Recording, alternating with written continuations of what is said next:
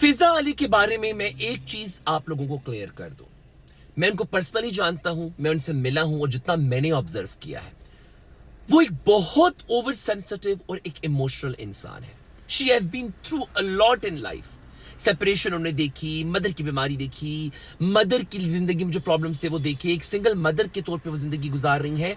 तो ऐसे लोग अंदर से बहुत सेंसिटिव हो जाते हैं। बाहर वो आपको बड़े कलरफुल से नजर आते हैं, बड़े स्ट्रॉन्ग है भी, नो डाउट। ऐसे लोग, उनको जिंदगी से प्यार है, वो जीना चाहते हैं, लेकिन डीप डाउन वो जख्मी भी होते हैं।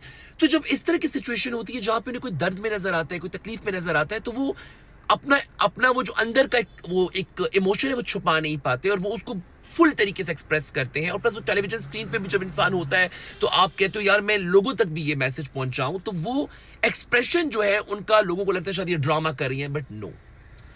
वो एक इंसान कितना झूठी करोएगा। मैं उनके पुराने पॉडकास्ट भी देखे, वो कितनी दफा वो बात करते करते रो पड़ती है, राइट। सो उन्होंने एक औरत को देखा कि यार वो अंदर अंदर कुछ छुपा रही है, किसी चीज को लेकर कुड़ रही है, कुछ क्लियर नहीं बता रही। तो उन्होंने कहा नहीं नहीं नहीं, तुम कुछ छुपा रही, तुम बताओ। नहीं नहीं, ये यहीं पे क्लियर हो, क्या मतलब है, अभी तो शादी हुई है। और वाकई यार अभी उस औरत की शादी हुई है और अभी ये ड्रामे आ गए।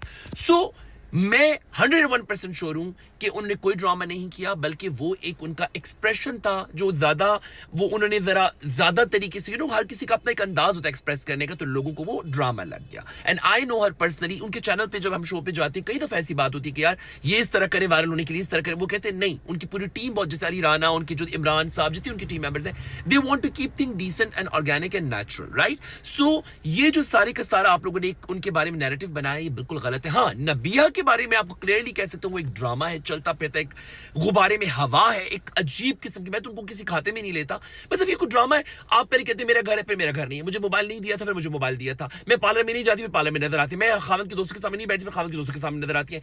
हर बात उनकी जो है कॉन्ट्राडिक्टरी होती है। जो वो बात करती है उसके बरक्स वो चीज था। मुझे लगता है कभी कभी कमरा बंद करते कैसे करती होगी, मैं वायरल में ट्रेंडिंग में हूं। बेसिकली वो बाजायर आपको बड़ी सीनियर सोबर, नहीं मैं ये नहीं होने दूंगी अपने साथ, ये वो बनती है, लेकिन वो बेसिकली ये उनका इनडायरेक्ट तरीका है वायरल होने का और ट्रेंड में आने का। और वो अंदर खुश होते हैं कि वो शो नहीं करती, वो ऊपर से अपने आप को और मुझे कभी कभी इनका ये प्लान भी होता है कि हम कुछ दिन की नाराजगी प्लान कर लेंगे, हम कुछ चीजों को लेकर हरकत इशू बनाए रखेंगे ताकि हम लोगों को एयर टाइम मिले।